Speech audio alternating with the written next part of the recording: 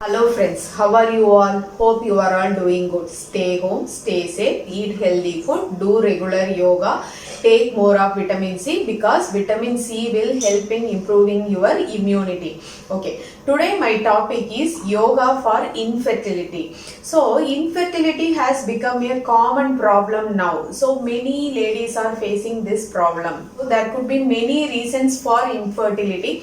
First reason is PCOD. Second reason could be ovulation, there can be a problem, and another problem could be there is any blockage in the fallopian tubes also, there will be a delay in pregnancy. Stress could be another important reason for delay in pregnancy. So first go to the doctor and do all these basic checkups and try yoga for some 2 to 3 months or 6 months, maximum 6 months you can try with yoga, because according to me, if you do regular yoga only, all your problems can be solved through yoga. For example, if you have PCOD problem, so first you need to correct your PCOD problem, because if you have PCOD there will be irregular periods, so you have to correct your cycle, menstrual cycle, normal cycle. Normal cycle means 28 days to 35 days. So maximum 35 days can be a normal cycle. Once if it exceeds 35 days, then it is a irregular cycle. Suppose if you have PCOD problem, I have given the link for PCOD problems in the description box. You can watch that also. And now suppose if your periods are regular but still you are not conceiving. So okay, for those women I will give you some basic asanas which is easy to do in your daily routine life. You do those asanas regularly for 1 or 2 months, there will be a slight changes in your body. You can make a note of it. So okay, then it will be easy for you to conceive. Okay, first pose could be, first whatever it is, if you are starting yoga, you have to start with Sukshama Vyayama. What is Sukshama Vyayama? To activate all the joints, there is Sukshama Vyayama. There is no limitation for this. You start with this. So first you activate all these joints and then do all the basic asanas, all the important asanas which I am going to show you now. So first we will start with Baddha-Konasana. Baddha-Konasana means butterfly pose. So how to do that? Okay, so join your soles of your feet like this.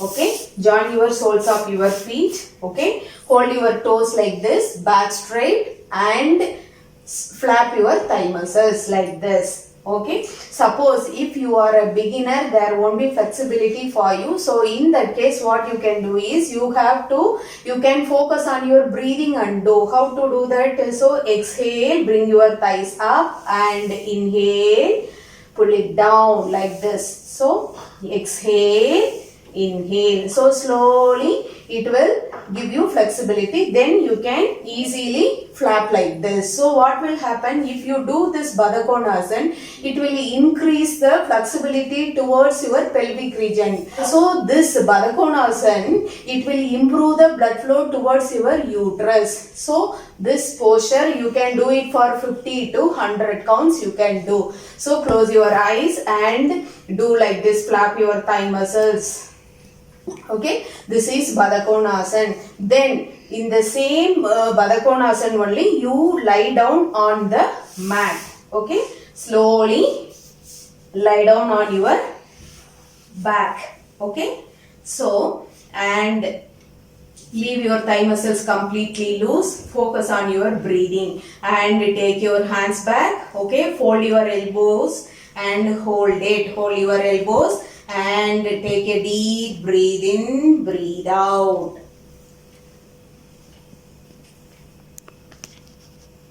So like this, you can be in this posture for 11 rounds or 15 deep breaths. Okay, so this is again what will happen when you are lying down in this posture, there will be a blood flow towards your pelvic region. It will activate your uterus. Okay, it will improve the blood flow towards your uterus. Okay, which is very helpful for ladies. Next one could be Sedu Bandhasana breathing, bridge pose. I will show you how to do that.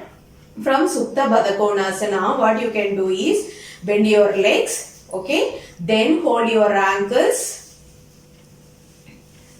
Now inhale, raise your abdomen up. Exhale, down. Inhale, up. Exhale, down. So you can do like this for 5 to 10 deep breaths you can do. So after the 10th breath or 5th breath, you can stay in this posture for 10 to 30 counts. Once you go to final pose, normal breathing. Breathe normally and relax. It is called a bridge pose or Setu Bandhasana breathing. Okay. And the next one, slowly turn to your right side and then come to sitting posture. Okay. And one more posture is there, that is Viparita Karani. Viparita Karani with wall support. What you can do is, you can go to the wall, keep your legs on the wall and relax. Focus on your breathing. Take a deep breath in, breathe out. So there is no limitation for this practice. So what will happen? There will be a reverse flow of blood to the body. There will be reverse flow of blood. So what will happen? Because of that, your uterus will get activated. It will be stimulated and your pelvic region will also be activated. Then slowly slide your legs to Baddha Konasana with wall support. Okay, even you can lie down in this posture for 5 to 10 minutes. So all these poses will help to improve the blood flow towards your uterus. So which is very important for ladies, so that your uterus will be healthy. Okay, so then slowly slide your body and then come to sitting posture. Next, one more pose is there, wide leg Sashankasana. Spread your knees like this. Okay, then slowly inhale, slightly bend back, exhale, bend forward. Okay, raise your hands above your head and completely relax. Okay, so this posture will be helpful for relieving the stress in you. Also, it will improve the blood flow towards your pelvic region. So you can lie down in this posture for 5 minutes. Then slowly inhale, come up.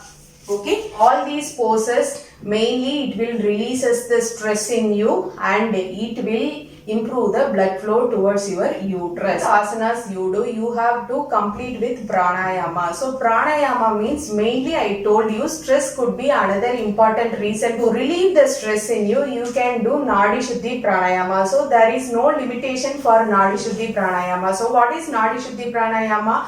You have to inhale through the left nostril, exhale through the right. Again inhale through right and exhale through left. Okay, so I will show you one round of Nadi Shuddhi pranayama.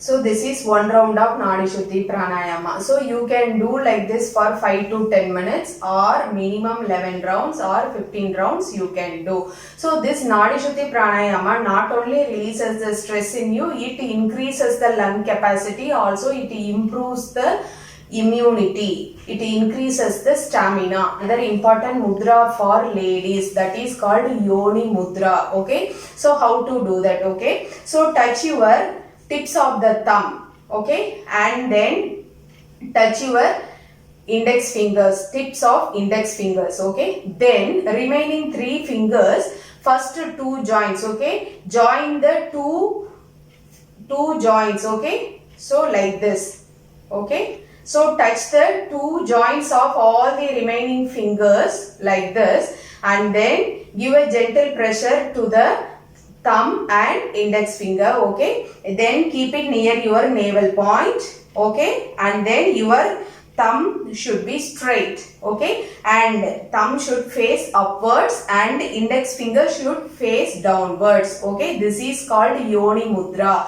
Very important mudra for your uterus. Actually, this posture, this is like a uterus. Your uterus will be like this only. That's why it is called Yoni Mudra, okay. So keep it near your navel point and focus on your breathing. Take a deep breath in, breathe out.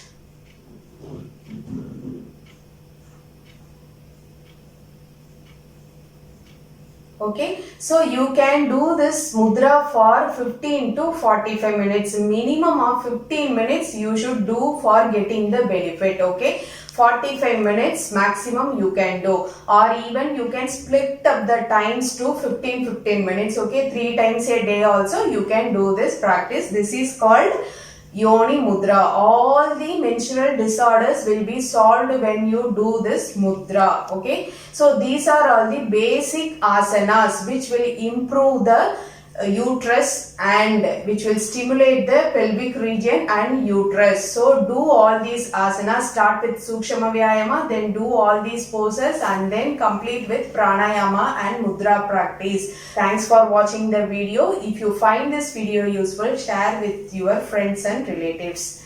Thank you.